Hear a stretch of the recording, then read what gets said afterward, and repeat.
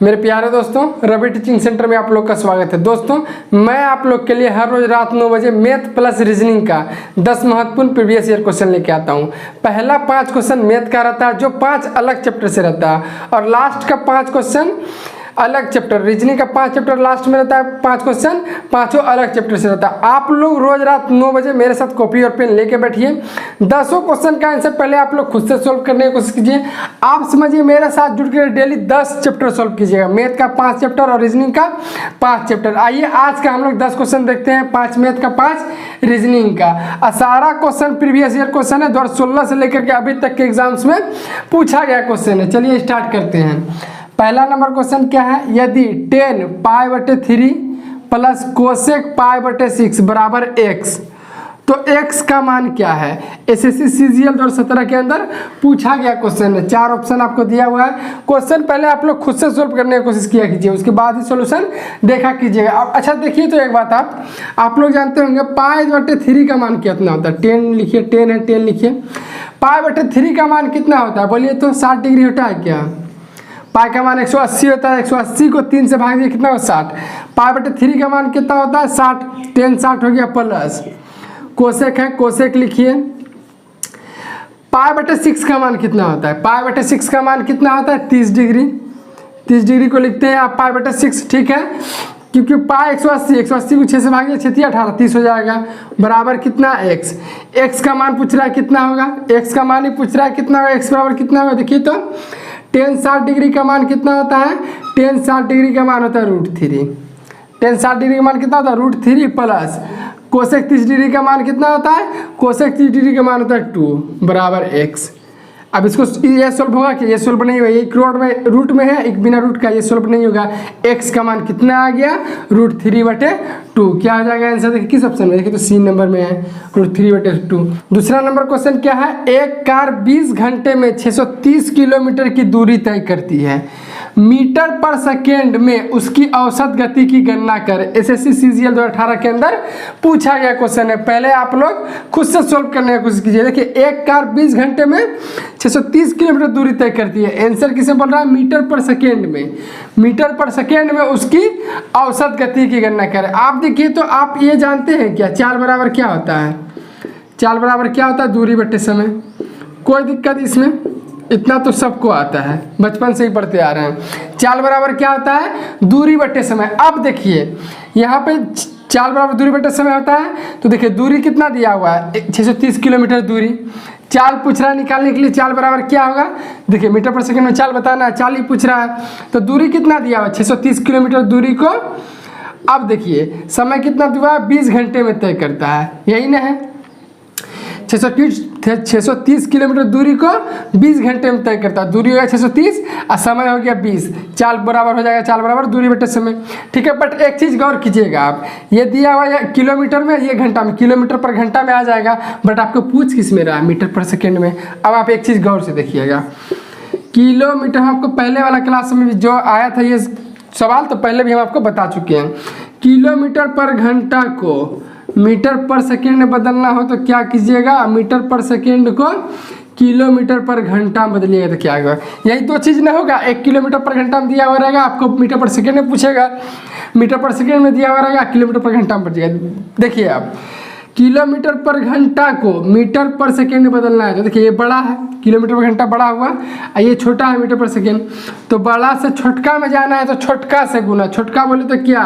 5/18 से गुना। किलोमीटर पर घंटा से मीटर पर सेकेंड में जाइएगा तो 5/18 से गुना। चूँकि बड़का से छोटका में जा रहा है तो छोटका से गुना, और यदि छोटका से बड़का में जाइएगा, मीटर पर सेकेंड से किलोमीटर पर घंटा में जाइएगा, मतलब छोटका से बड़का में जाइएगा तो बड़का से गुना। छोटका से बड़का में जाइएगा तो बड़का से गुना।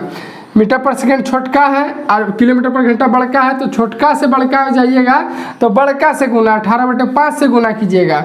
और किलोमीटर पर घंटा से मीटर पर सेकेंड में जाइएगा तो 5/18 से गुना कीजिएगा, ठीक है। तो देखिए यहाँ पे दूरी बटे समय दिया हुआ ये है, किलोमीटर पर घंटा में 630 किलोमीटर है, अब 20 घंटा है।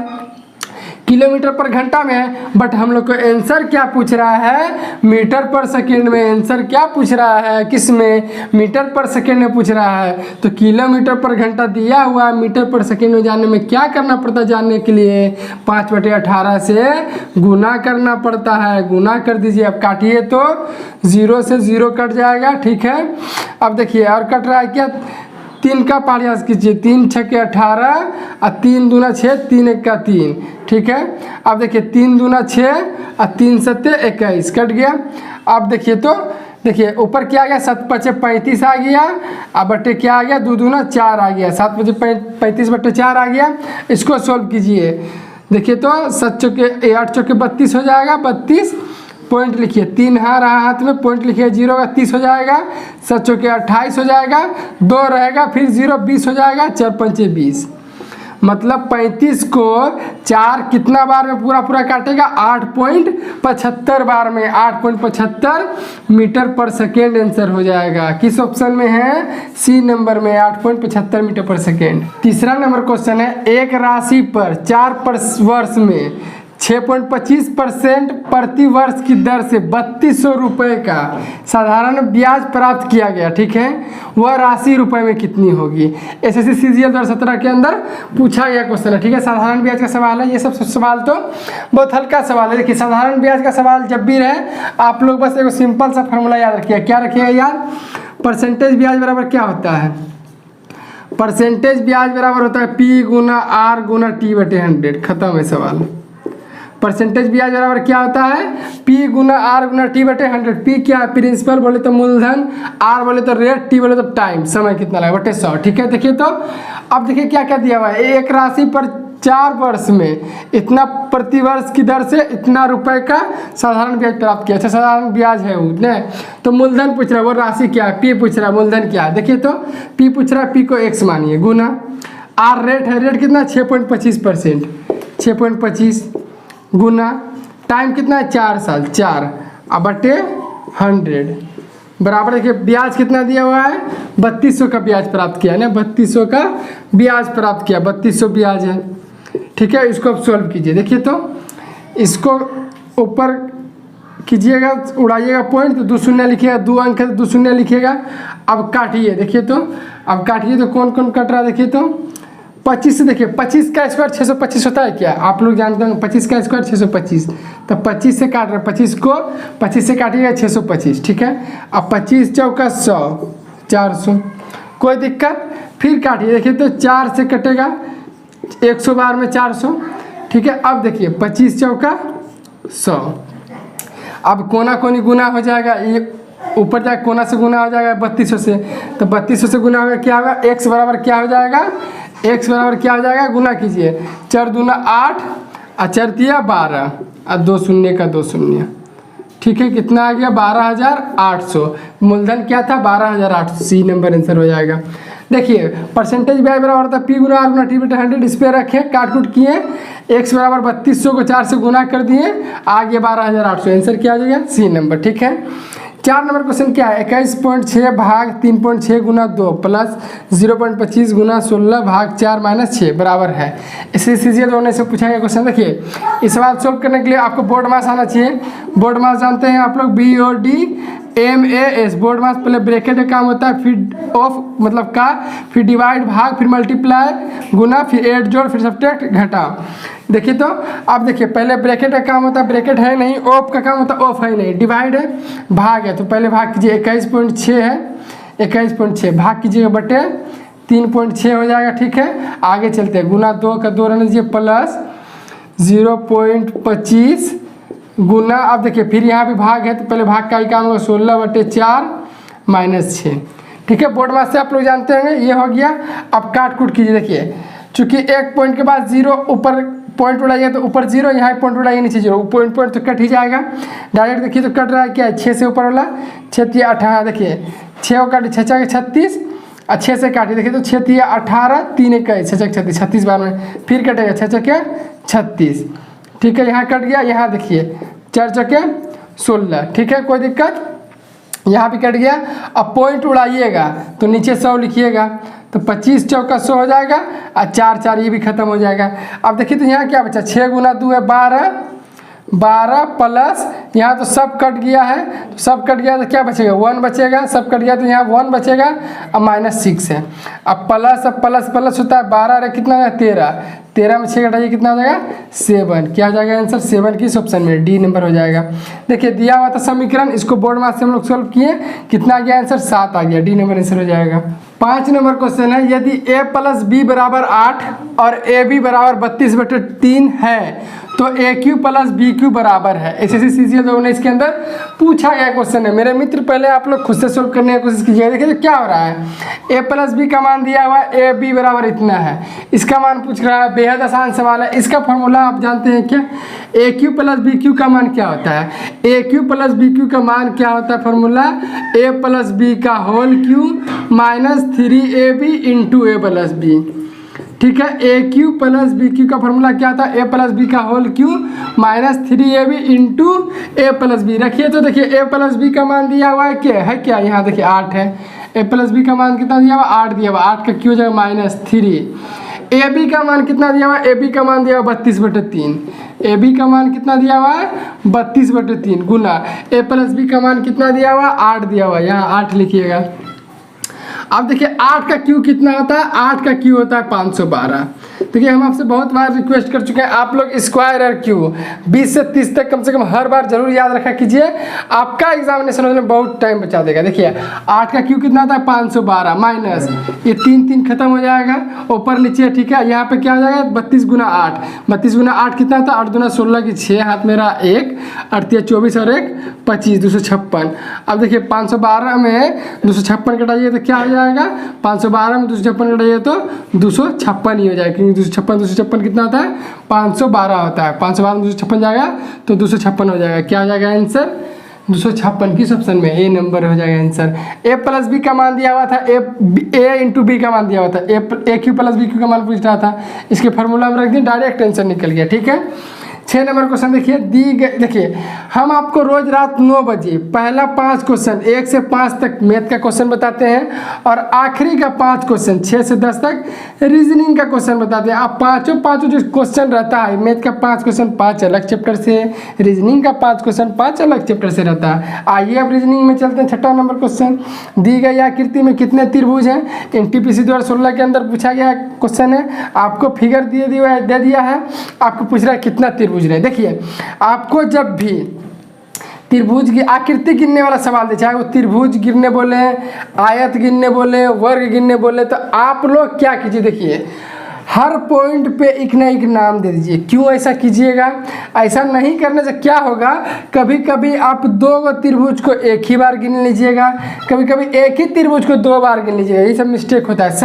सब हर एक पॉइंट पे एक नामकरण दे दीजिए। आप राम मोहन सोहन ABCD जो मन करता है दे दीजिए, हर पॉइंट में छोटा ही ना दीजिएगा। आप राम मोहन श्याम लिखने दे जाइएगा क्या, देखिए हर पॉइंट पे एक नाम देते, A दे दीजिए, B ए दे दीजिए यहाँ पे A, ठीक है, B C हर पॉइंट पे D E F G H, ठीक है। अब पॉइंट कहाँ है, एक बीच में एक H, अब बीच में क्या हो जाएगा I। कोई दिक्कत, हर पॉइंट पे एक नाम दे दिए हैं। अब देखिए देखते हैं, देखिए 2 पार्ट में बटा हुआ एक त्रिभुज, ये बीच में चिन्ह है, इस तरह से बीच में चिन्ह है, ठीक है। एक ऊपर का पार्ट है, एक नीचे का पार्ट है। आप लोग देखिए पहले एक तरफ से काम करना चाहिए ना, ऊपर का पार्ट में देखते हैं। देखिए तो ये वाला त्रिभुज एक है, इसको अब लिखने की जरूरी है क्या, उतना देर लगेगा लिखने में भी। ये एक त्रिभुज होगा, एक जो लिखने वाला रहेगा हम भी लिख के बताएंगे। ये एक होगा, ये एक 2, एक त्रिभुज ये एक 2 और एक पूरा लिख दें क्या, ACI। देखिए तो आप ACI, ये हो गया, एक ही होगा, एक पूरा हो गया ACI। 1 2 3 हो गया, अब इधर भी तो वही होगा, 1 2 हो गया, एक पूरा होगा। आप समझ रहे मेरी बात को, इधर देखिए 1 2 1 ये ठो, ये वाला, ये दोनों मिला के 1 2, ये 1 2 मिला के 2 1 3 हो गया। इधर भी ये 2 1 2, ये दोनों मिला के 1 3 3 कितना हो गया 6, एक पूरा बड़ा वाला। इस तरह इसको मिटाते हैं, एक पूरा इस तरह से, समझ रहे हैं आप। ACE ये पूरा मिला के 3 3 6 तो हो चुका था, एक पूरा मिला के ऊपर में कितना हो गया 7, ऊपर का काम खत्म हो गया, 7 लिखते हैं। अब नीचे देखते हैं, नीचे देखें तो एक ये त्रिभुज होगा, एक एक ये त्रिभुज होगा, एक ये त्रिभुज होगा, 2 और एक दोनों मिला के 3। उसी तरह से तो इधर भी है 1 1 2, इसको मिला के 3, तो फिर 3 3 6 हो गया। और एक पूरा बड़ा वाला ये वाला, तो ए ई जी में देखिए, ए ई जी में देखिए 3 और 3 6, एक ए ई जी 7, 7 + 7 हो चुका है 14। आगे चलते हैं, अब 1 2 को लिखने वाला है, 14 हो गया। अब देखिए तो आप एक देखिए, हम लिखते हैं, आप देखिएगा ये नहीं सॉरी, देखिए ICEG,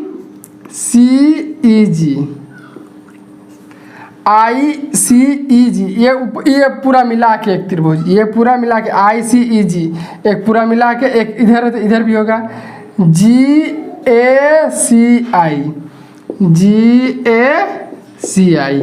एक इधर हो गया, एक इधर हो गया। 7 7 14 पहले हो चुका था, 14 1 15, 15 1 16, आखिर में कितना त्रिभुज है 16, 16, सी नंबर आंसर हो जाएगा। 7 नंबर क्वेश्चन है, गाड़ियों की एक पंक्ति में मारुति बाईं ओर से, अच्छा मारुति गाड़ी है, मारुति बाईं ओर से 20वें स्थान पर है। होंडा मारुति के 10 स्थान दाएं हैं। ये गाड़ी सबका नाम है, होंडा हुआ, मारुति हुआ, होंडा मारुति के 10 स्थान दाएं हैं तथा पंक्ति में बिल्कुल मध्य में है। मध्य बोले तो बीच में है। पंक्ति में कितनी गाड़ियां हैं? SSC स्टेनो 2017 में पूछा है क्वेश्चन ने। देखिए पहले आप लोग खुद से सोल्व करने की कोशिश किया कीजिएगा, उसके बाद ही सोल्यूशन देखिए। देखिए तो जो बोल रहा है करिए। देखिए गाड़ियों की एक पंक्ति में मारुति बाईं ओर से, अच्छा बाईं और दाईं ओर आप क्या समझते हैं? देखिए अपनी शरीर की ओर आना, ऐसे आप खड़े हैं इस तरह से, अब कोई बोले कि अपने मतलब कि बाएं ओर से 10वें स्थान पर है, तो क्या समझिएगा आप इसे? देखिए अपना बायां हाथ है ना, अपना बायां हाथ शरीर की ओर लाना, ऐसे बाईं ओर से बोले 10वीं है तो बायां हाथ ये है, अपने शरीर की ओर आना है कि बायां हाथ से 10वां नंबर है, बायां तरफ से 10वां नंबर मतलब अपने से शरीर की ओर आना है। बायां हाथ ये है, अपने शरीर की ओर, बाईं ओर से 10वें है, अपने शरीर की आइएगा।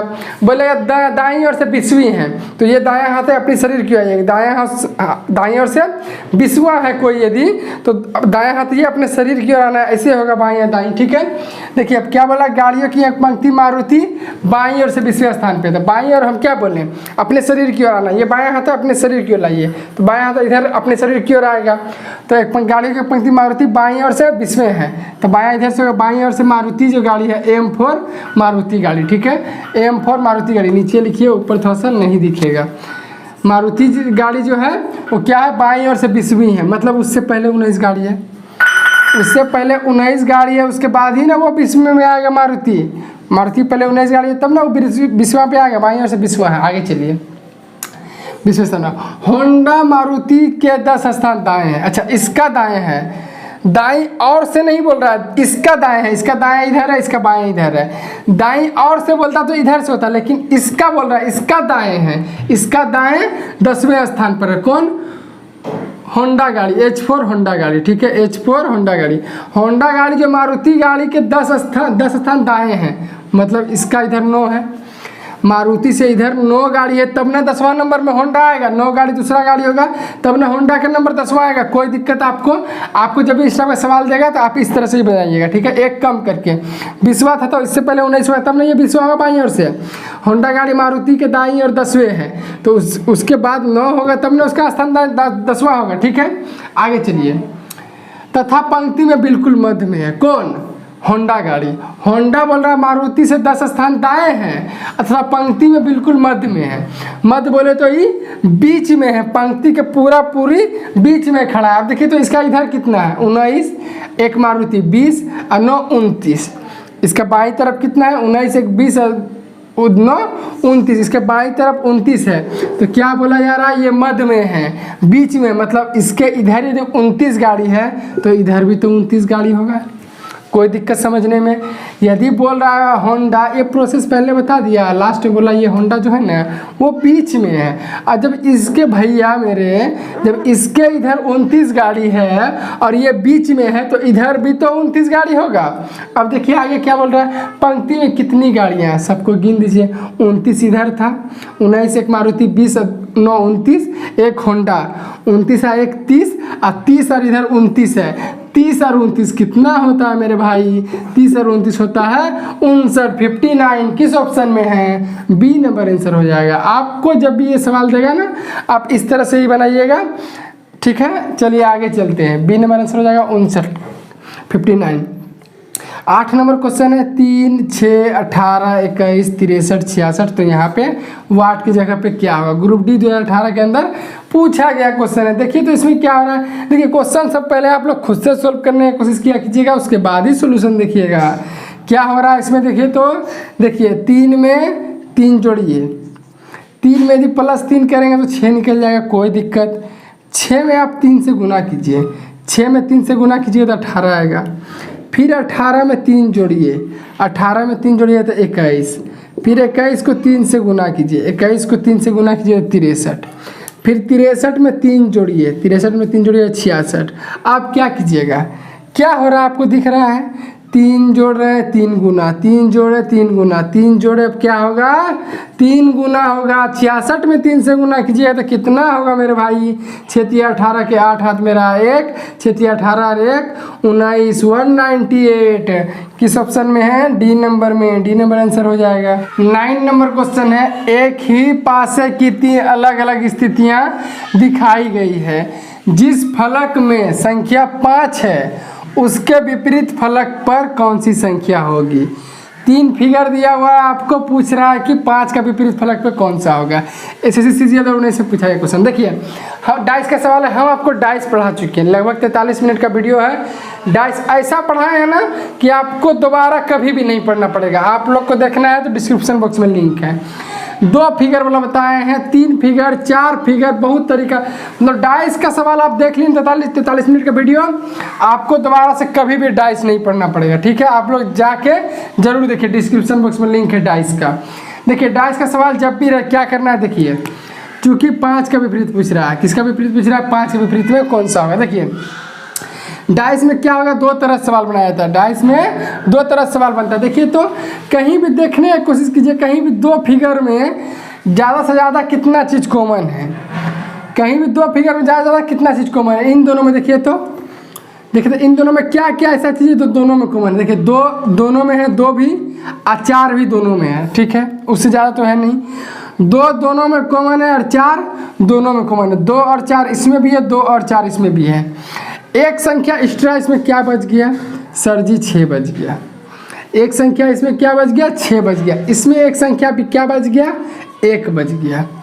2 4 यहाँ भी था, 2 4 यहाँ भी था। इसमें एक एक्स्ट्रा चीज़ क्या बच गया? 6 बच गया। इसमें एक एक्स्ट्रा चीज़ क्या बच गया?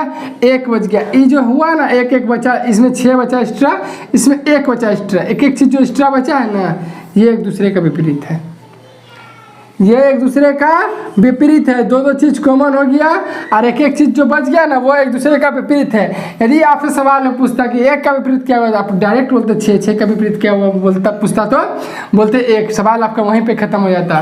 बट 5 का पूछ रहा है, ये एक तरीका हुआ बनाने का, क्योंकि अभी 2-3 फिगर नहीं रहता और 2 फिगर ही रहता और 1 का ही पूछता, 6 का, ऐसा पूछता भी है तो आप डायरेक्ट आंसर दे देते हैं। और यदि 2 कॉमन नहीं रहे तो सर जी आगे चलते हैं, अभी सवाल भी हम लोग का सोल्व थोड़ी हुआ है, ठीक है। आगे देखिए अब इन दोनों फिगर में देखिए तो कोई सा चीज़ है जो कॉमन है। देखिए तो 4 ऐसे बिटाइए, 4 कॉमन है। 4 यहाँ पे भी है और 4 यहाँ पे भी है। 4 ही ऐसा है जो इन दोनों फिगर में दोनों में कॉमन है, 4 और 4। देखिए 2 कॉमन रहे तो एक जो तीसरा बचता है डायरेक्ट उसका उल्टा रहता है। जब एक को कॉमन रहे तो क्या करना है, देखिए आप लोग गौर से। 4 कॉमन है तो इस फिगर का पहले काम कर लेते हैं, फिर इस फिगर का काम करेंगे। 4 दोनों में कॉमन है, इसलिए चूंकि 4 दोनों में कॉमन है इसलिए पहले मैं 4 को लिख रहा हूँ, ठीक है। 4 लिख लिए। अब इस फिगर काम कर रहे हैं। 4 के बाद देखिए तो घड़ी की दिशा में, घड़ी चलती है ना क्लॉकवाइज में, घड़ी की दिशा में देखना है 4 के बाद क्या आएगा। घड़ी की दिशा में इस तरह से, घड़ी की दिशा में 4 के बाद क्या आएगा? 1 आएगा, उसके बाद 2 आएगा ना। घड़ी की दिशा में 4 के बाद क्या आएगा? 1 आएगा, उसके बाद क्या आएगा? 2 आएगा। इस फिगर काम कर रहे थे, काम खत्म हो गया। इस फिगर में अब चलिए, चूंकि दोनों में 4 ही कॉमन था इसलिए इसके नीचे भी 4 लिखे। इस फिगर का काम कर रहे हैं। इसमें भी घड़ी की दिशा में 4 के बाद देखिए तो कौन आता है? घड़ी की दिशा में 4 के बाद आएगा 6, उसके बाद आएगा 5। 6 इसके नीचे लिखिए, 5 इसके नीचे लिखिए।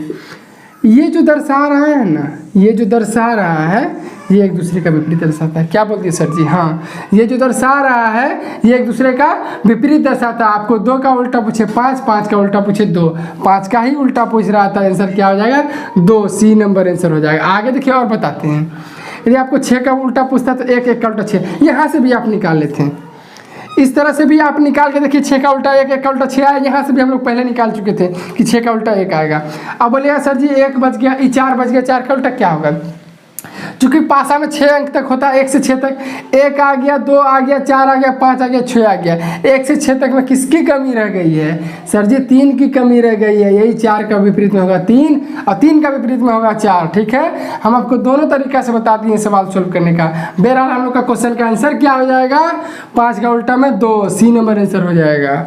10 नंबर क्वेश्चन देखिए, 11/2 है, 5/8 है, 7/3 है, तो यहाँ पे पूछ रहा है वाट क्या होगा। ठीक है, CHSL जरूर नहीं से पूछा गया क्वेश्चन है। देखिए तो पहले आप लोग खुद से सॉल्व करने की कोशिश कीजिएगा क्या हो रहा है इसमें। देखिए तो ऊपर में 11 है ना, 11 लिखिए, उसे -1 कीजिए, अब भागा 2 कर दीजिए।